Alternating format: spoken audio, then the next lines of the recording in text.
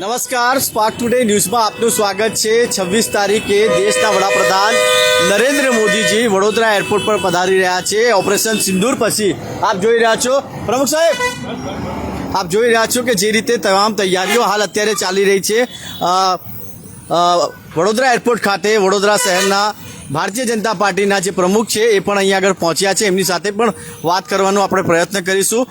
જે રીતે ઓપરેશન સિંદૂર પછી પહેલી વાર વડોદરા આવી રહ્યા છે દેશના વડાપ્રધાન નરેન્દ્ર મોદીજી। પ્રમુખ સાહેબ શું કહેશો, જે રીતે ઓપરેશન સિંદૂર થયું ત્યાર પછી આખા દેશમાં એક અલગ જ લહેર હતી અને વડોદરામાં પણ પ્રધાનમંત્રી મોદીજી આવી રહ્યા છે।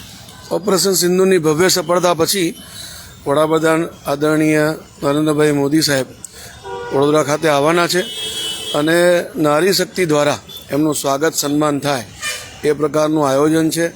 વિવિધ સંસ્થાઓ અને નાગરિકમાં બહુ મોટો ઉત્સાહ છે એના બાબતનો અને ઘણી મોટી સંખ્યામાં 20,000થી વધુ નારી શક્તિ એકત્રિત થઈને પીએમ સાહેબનું સ્વાગત કરવાના છે। કારણ કે ઓપરેશન સિંદૂર આપ સૌ જાણીએ છીએ કે નારી શક્તિ માટે સૂચક હતું અને પીએમ સાહેબનું સ્વાગત કરવા માટે નારી શક્તિમાં આજે ઉત્સાહ દેખાઈ રહ્યો છે। પ્રમુખ સાહેબ, જે રીતે તૈયારીઓ ચાલી રહી છે, અત્યારે આપ પણ એરપોર્ટ આવ્યા છે, કેવી કેવી વ્યવસ્થા હશે અહીંયા આગળ?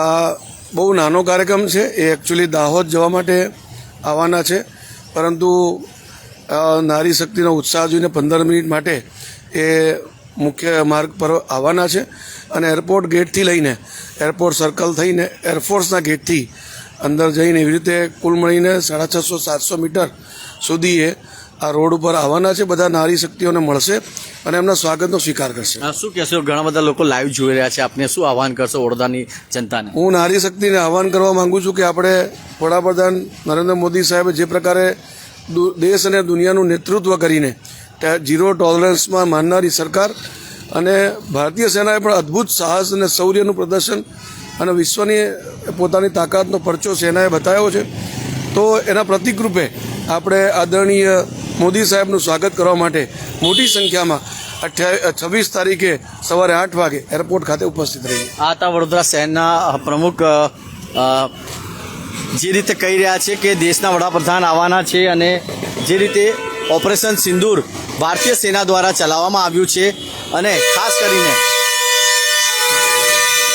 હાલ એરપોર્ટ ખાતે જે તૈયારીઓ છે એ હાલ કરી દેવામાં આવી છે। આપ જોઈ રહ્યા છો વડોદરા શહેરના મ્યુનિસિપલ કમિશનર અરુણ બાબુ પણ અહીંયા આગળ પહોંચ્યા છે અને જે રીતે ઓપરેશન સિંદૂરની સફળતા ભારતીય સેના અને પ્રધાનમંત્રીના નેતૃત્વમાં જે તૈયારીઓ છે, મારા વિડીયો જર્નલિસ્ટ નિહાર પંચોલી આપને બતાવશે કે હાલ અત્યારે એરપોર્ટની બહાર અહીંયા આગળ સ્ટેડ બનાવવામાં આવ્યા છે અને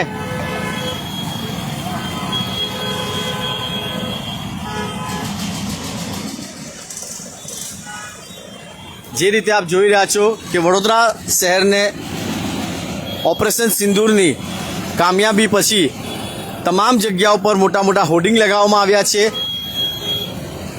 અને જે રીતે ડૉક્ટર સાહેબે કીધું, પ્રમુખ સાહેબે કે હાલ તમામ તૈયારીઓ અત્યારે કરી દેવામાં આવ્યું છે।